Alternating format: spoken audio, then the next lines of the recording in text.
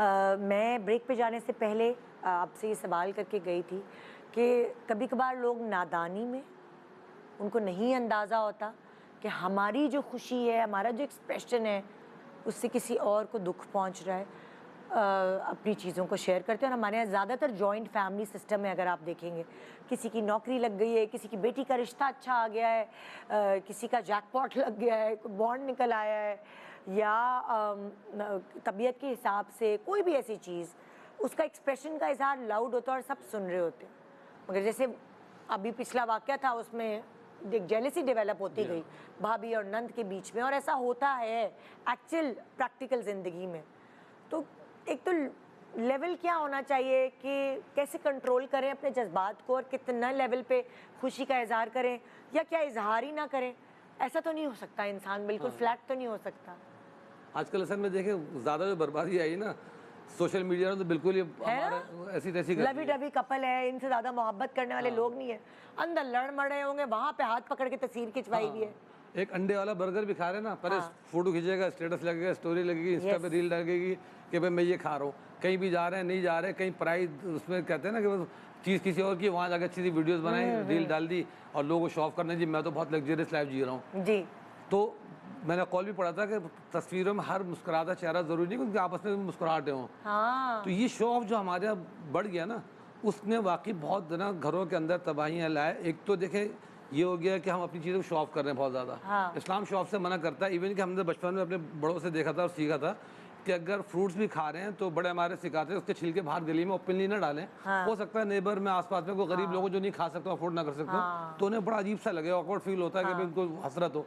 तो ये जो उन्होंने किस्सा बयान किया था कि उनको जेलसी फील होती है, ये देखें ये सिर्फ एक इनके साथ नहीं है, ये बीमारी मुझ में भी होगी, किसी और में भी होगी। जितने लोग हैं अल्लाह ने हर बीमारी और हर अच्छाई सब में रखी है, यानी रूहानी बीमारियां कहलाती हैं। हसद की बीमारी के हो सकता है किसी के पास अच्छी गाड़ी देखे मुझे जेलसी हो, मेरे पास क्यों नहीं है, किसी की अच्छी कोई चीज़ लेके। तो ये जो शौक का खास तौर पर आगे जताना कि मुझे मेरे शौहर ने ये दिलवाया वो दिलवाया, तो इससे एक तो होता है जेलसी।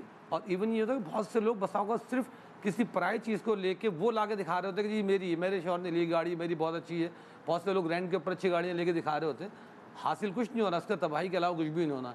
तो ये चालबाजियों से, इन तमाम चीज़ों से बचना। और हसद जलन तो ऐसी चीज़ है ना, हज़रत यूसुफ को जो मैंने किस्सा सुनाया उसके अंदर बहुत स्टोरीज़ हैं। और एक स्टोरी ये भी है ना कि जो ज़ुलेखा ने उनको अपनी तरफ अट्रैक्ट किया था, फिर पूरी उनके लिए महफिल सजा के सारी मिस्र की दोशीज़ाओं को इकट्ठा किया और कहा कि अब आएँ ज़रा के सामने।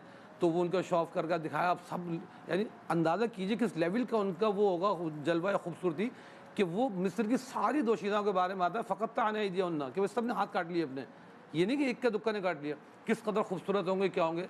जब भी उन्होंने फिर उनकी बात नहीं मानी कि भाई उनके चाल में नहीं आया, तो उन्होंने कहा अब इनके खिलाफ प्लानिंग करनी है हमें। और प्लानिंग करके इल्ज़ाम लगाया कि भाई ये तो इस तरह उन्होंने हमारी इज़्ज़त पर हाथ डाला, मेरी इज़्ज़त पे ये किया वो किया।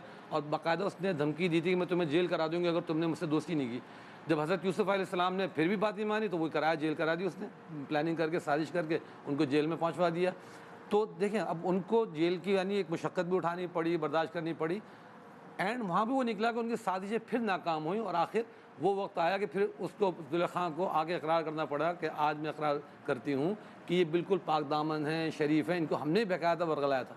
तो कुरान में साजिशों के किस्से इतने मज़कूर हैं कि हमें इस कहानियों से सीखना चाहिए कि जो भी हम साजिश करेंगे दुनिया में उसका नतीजा भुगतना पड़ेगा। और जेलस एलिमेंट से बचना चाहिए। शो ऑफ छोड़ दें, क्या इंस्टा के ऊपर इन चीज़ों पर वहाँ शो ऑफ करना, फिर लोगों को घर में कमरे जाके दिखाना, तो डेफिनेटली फिर उससे हमारी चीज़ें मुतासिर होती हैं। हर कोई मुतासिर होता है।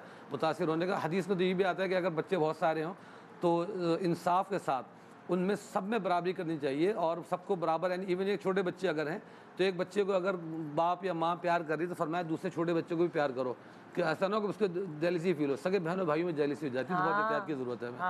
जी, ये तो वाकई हमने कभी सोचा ही नहीं।